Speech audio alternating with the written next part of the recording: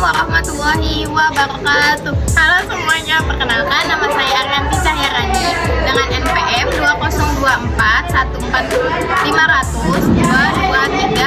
223 dan teman Saya Lutfia Zuhra dengan NPM 2024 14500 233. Kami dari kelas R2D. Di sini kami akan menjelaskan materi tentang metode ilmiah sebagai ciri IPA untuk memenuhi tugas ilmu kealaman dasar dengan dosen Birmanisma SEMM.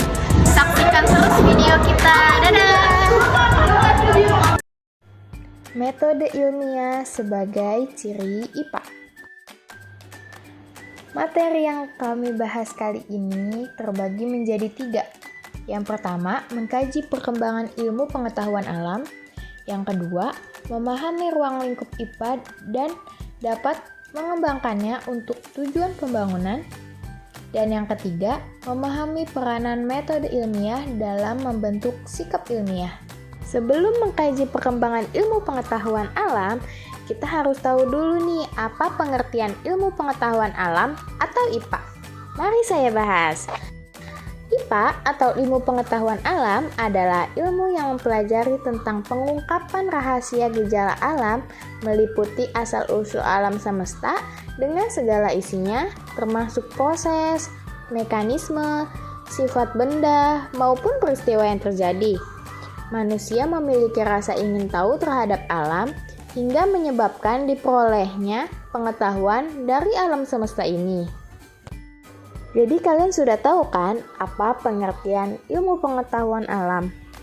Selanjutnya saya akan menjelaskan bagaimana sih sejarah perkembangan ilmu pengetahuan alam atau IPA ini. Jadi sejarahnya terbagi menjadi beberapa zaman. Yang pertama, zaman kuno. Pengetahuan yang dikumpulkan pada zaman kuno berasal dari kemampuan mengamati dan membeda-bedakan, serta dari hasil percobaan yang sifatnya spekulatif atau trial and error. Semua pengetahuan yang diperoleh diterima sebagaimana adanya. Belum ada usaha untuk mencari asal-usul dan sebab akibat dari segala sesuatu. Pada saat manusia mulai memiliki kemampuan menulis, membaca, dan berhitung, maka pengetahuan yang terkumpul dicatat secara tertib dan berlangsung terus-menerus. Yang kedua, ada zaman Yunani kuno.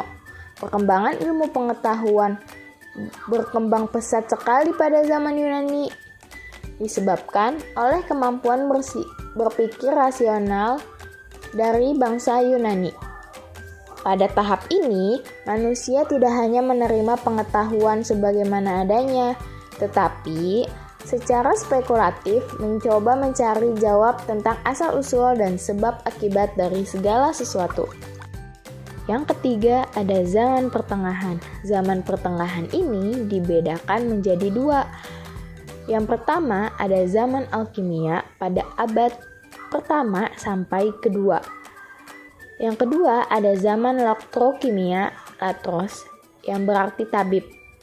Zaman alkimia pada abad pertama sampai kedua, ahli kimia menerima pendapat 4 buah unsur dan bahkan menambahkan 3 lagi, yaitu air raksa, belerang, dan garam. Di sini pengertian unsur lebih dimaksudkan sebagai sifat daripada unsur itu sendiri.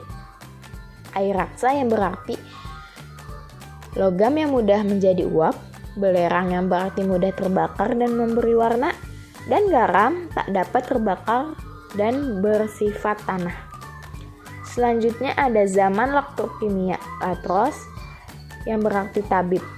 Beberapa cendekiawan Islam diantaranya Al-Khwarizmi 825 Masehi menyusun buku tentang aljabar dan aritmatika yang mendorong penggunaan sistem desimal.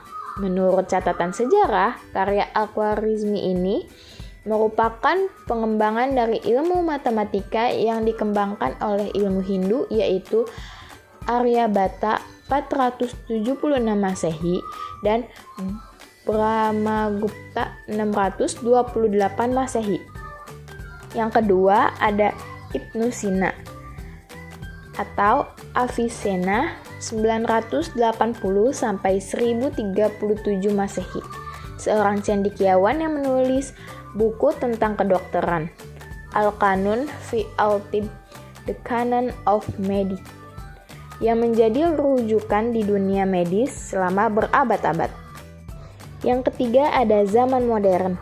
Pengetahuan yang terkumpul sejak zaman Yunani sampai abad pertengahan sudah banyak, tetapi belum sistematis dan belum dianalisis menurut jalan pikiran tertentu.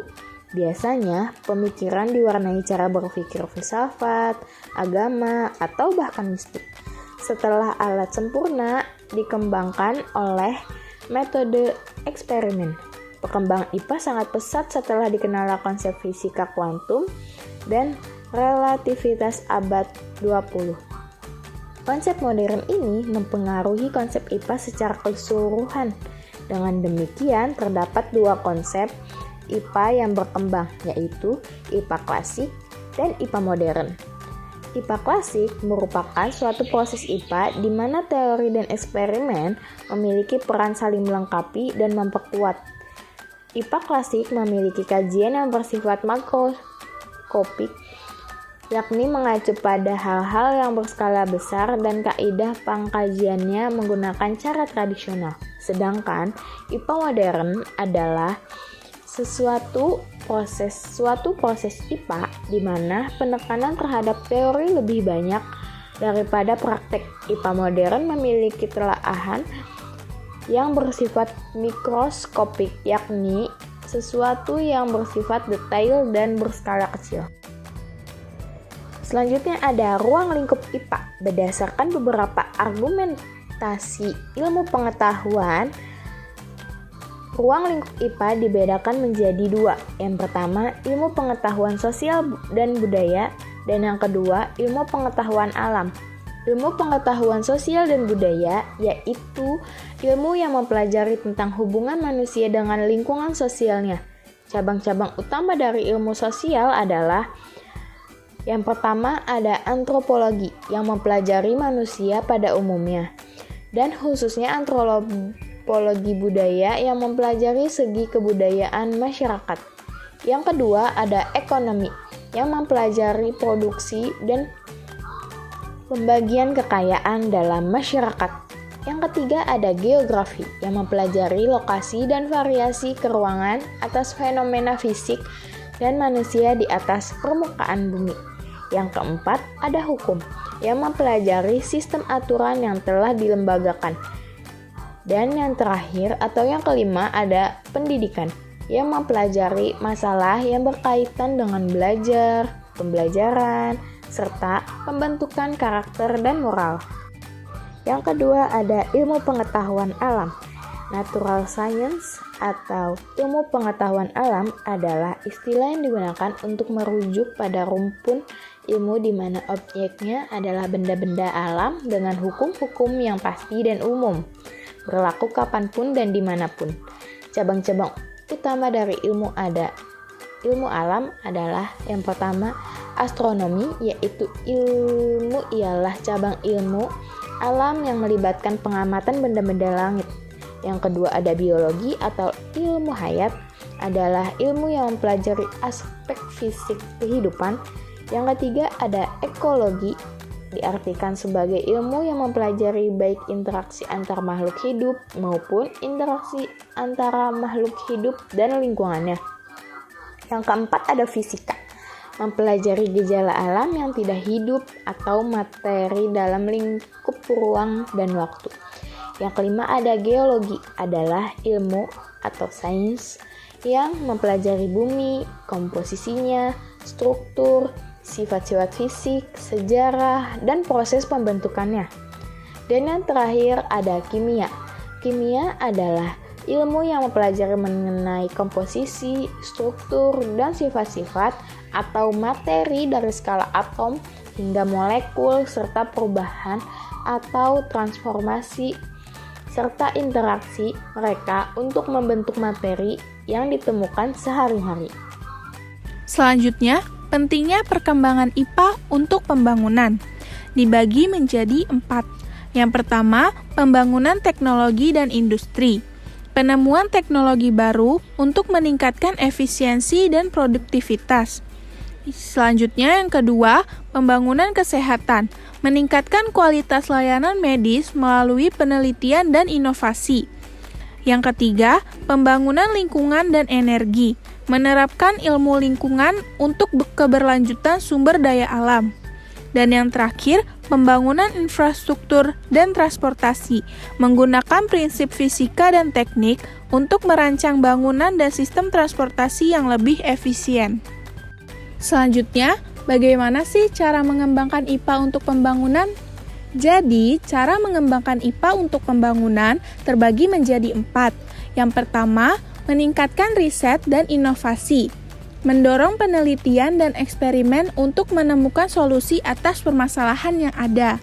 Yang kedua, pendidikan dan literasi sains, mengembangkan sistem pendidikan berbasis sains agar masyarakat memiliki pemahaman yang lebih baik tentang IPA. Yang ketiga, kolaborasi antar disiplin, menggabungkan berbagai ilmu untuk menciptakan teknologi yang lebih maju dan efisien. Dan yang terakhir, penerapan teknologi berkelanjutan, mengembangkan solusi berbasis IPA yang ramah lingkungan dan berorientasi pada masa depan. Selanjutnya, peranan metode ilmiah dalam membentuk sikap ilmiah. Metode ilmiah berperan sangat penting dalam membentuk sikap ilmiah karena memberikan pendekatan yang sistematis, objektif, dan terstruktur dalam mencari kebenaran atau pemahaman mengenai fenomena alam atau sosial. Berikut adalah beberapa peran metode ilmiah dalam membentuk sikap ilmiah. Yang pertama, pengembangan rasa ingin tahu. Metode ilmiah mengajarkan individu untuk selalu bertanya dan mencari jawaban berdasarkan bukti, yang memperkuat rasa ingin tahu dan rasa keinginan untuk memahami dunia secara lebih mendalam. Yang kedua, pengambilan keputusan berdasarkan bukti. Dengan mengikuti langkah-langkah metode ilmiah, seseorang diajarkan untuk mengandalkan data dan fakta yang diperoleh melalui eksperimen dan observasi, bukan berdasarkan dugaan atau asumsi. Hal ini membentuk sikap yang lebih rasional dan kritis. Yang ketiga, keterbukaan terhadap kritik dan revisi. Metode ilmiah mendorong sikap terbuka terhadap kritik dan revisi dari hipotesis atau teori yang ada. Sikap ini penting untuk pengembangan pemikiran ilmiah yang terus berkembang. Selanjutnya, yang keempat, objektivitas. Dengan menggunakan metode ilmiah, individu dilatih untuk menghindari bias pribadi dan mengevaluasi fenomena berdasarkan hasil yang objektif, bukan pandangan subjektif atau preferensi pribadi. Yang kelima, pendekatan sistematis dan terstruktur. Metode ilmiah mengajarkan pentingnya pendekatan yang sistematis, mulai dari observasi, penyusunan hipotesis, eksperimen, hingga analisis data. Hal ini membentuk disiplin dalam berpikir dan bertindak. Dan yang terakhir, kemampuan menghadapi ketidakpastian. Dalam metode ilmiah, seringkali hasil yang diperoleh tidak sesuai dengan yang diharapkan. Hal ini melatih sikap ilmiah untuk menerima ketidakpastian, mencari penjelasan lebih lanjut, dan tidak terburu-buru menarik kesimpulan. Secara keseluruhan, metode ilmiah membentuk sikap ilmiah yang rasional, terbuka, objektif, dan berbasis bukti dalam memandang dunia dan menyelesaikan permasalahan. Dan yang terakhir, kesimpulan. Metode ilmiah sebagai ciri ilmu pengetahuan alam atau IPA, bahwa metode ilmiah adalah proses yang digunakan untuk memperoleh pengetahuan secara sistematis, logis, dan terukur. Ciri utama dari metode ilmiah dalam IPA adalah objektivitas dan keberlanjutan dalam mencari kebenaran berdasarkan bukti empiris yang dapat diuji. Dengan menggunakan metode ilmiah, IPA mampu memberikan penjelasan yang dapat dipertanggungjawabkan tentang berbagai fenomena alam, serta menghasilkan pengetahuan yang dapat diterapkan secara luas dan berkembang seiring dengan temuan baru. Sekian video dari kami, kurang lebihnya mohon maaf. Semoga bermanfaat. Wassalamualaikum warahmatullahi wabarakatuh.